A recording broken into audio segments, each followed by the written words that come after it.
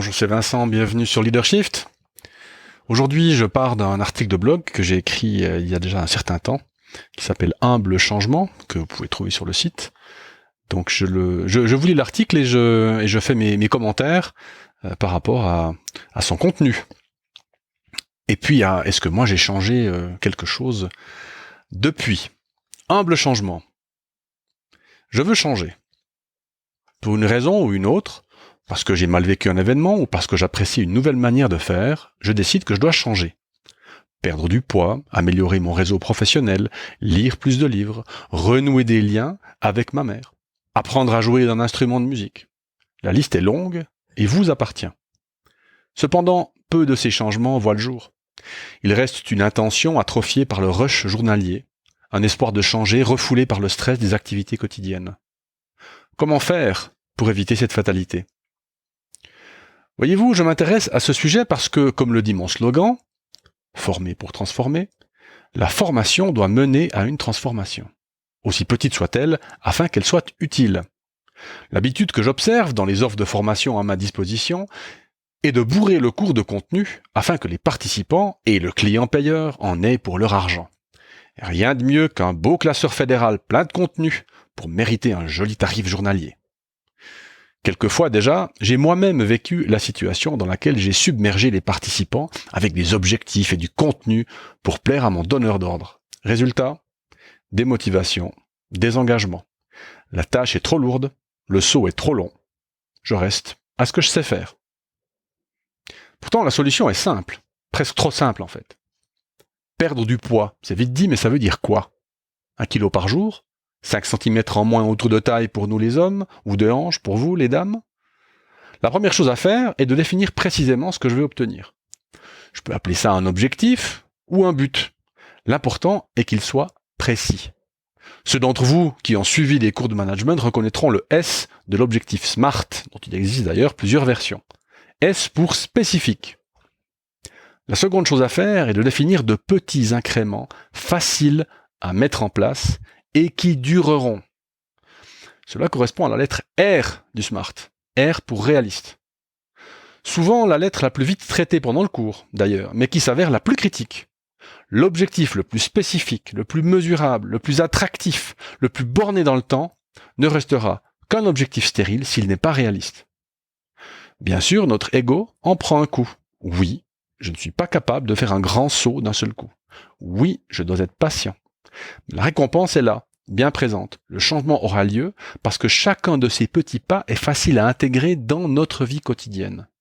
J'aurais presque envie de changer cette lettre R en H pour humble.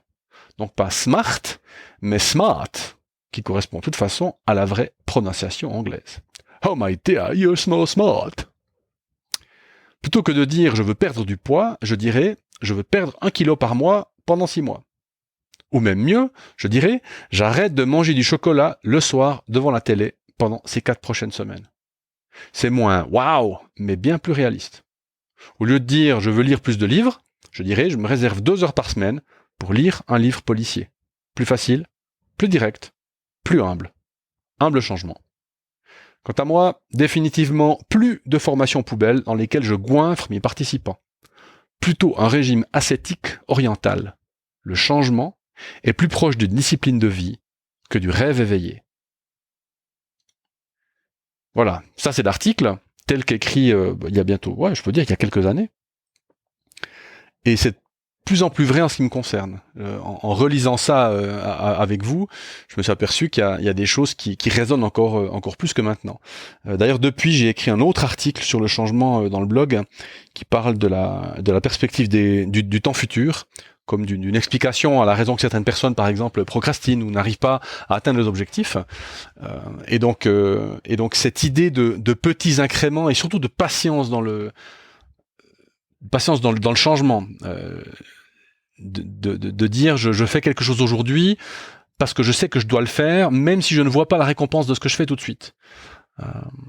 Peut-être d'ailleurs que je ferai quelque chose sur la procrastination bientôt, puisque je suis un grand procrastinateur devant l'éternel et que ça me cause, en tout cas ça m'a causé pas mal de problèmes. L'autre chose par rapport au changement, c'est que il y a aussi une chose dont je me suis rendu compte, c'est que on peut pas tout faire en même temps. Là, dans l'article, je donne 2-3 exemples. Si on prend des exemples de la vie professionnelle, on pourrait, je sais pas, imaginer apprendre un nouveau langage de programmation. De nouveau, le rush journalier fait qu'on n'a pas l'énergie nécessaire en fait pour mener de front trop de ces projets. Alors soit on change de job, on arrive à trouver un job qui nous stresse moins pour plein de raisons diverses et variées, et donc qui nous laisse en fait de l'énergie pour être meilleur dans ce qu'on veut changer ou améliorer.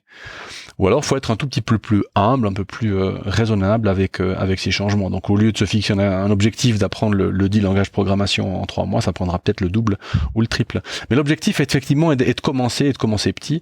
Et je sais que j'ai amené pas mal d'améliorations, alors plutôt dans ma vie privée que dans ma vie professionnelle. Quoique c'est pas vrai.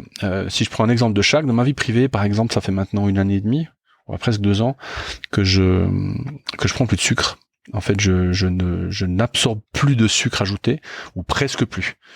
Hein, on vient de passer Pâques, je me suis enfourné une moitié de la pain de chocolat au chocolat. Mais ce qui est marrant, bon, d'abord c'est que j'ai eu mal à l'estomac, et puis en plus ça m'a pas du tout apporté le plaisir escompté. Donc tout ça pour dire que abandonner le sucre, ça peut paraître absolument difficile. Mais en fait, ça l'est pas du tout. Il suffit de commencer petit à petit. Je crois que pour moi, le premier truc, c'était tout ce qui est sucrerie dure, donc chocolat, biscuits, etc. Et puis après, j'ai ajouté les eaux, tout ce qui est eau minérale, donc plus de coca, plus de Fanta, machin. Et puis après, on va chercher dans les aliments, voir s'il n'y a pas de sucre ajouté. Et tout ça, c'est incrémental. Et en fait, ça se passe bien. Il suffit de le faire. En fait, il suffit de ne pas s'écouter. Hein, parce qu'évidemment, quand j'arrive au rayon qui va bien, j'ai la petite voix qui me dit mais un petit c'est pas grave.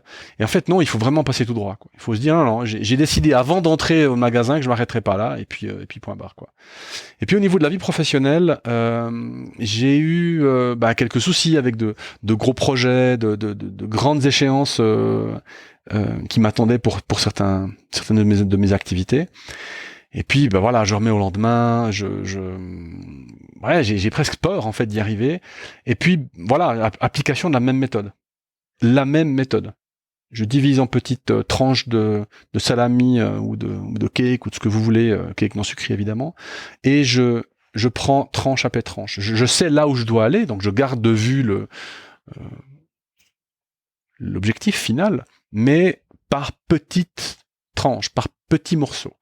Et surtout, chose intéressante, qu'on fait en gestion de projet par exemple, on regarde en arrière, on se félicite de ce qu'on a fait. On fait des réunions de clôture de projet.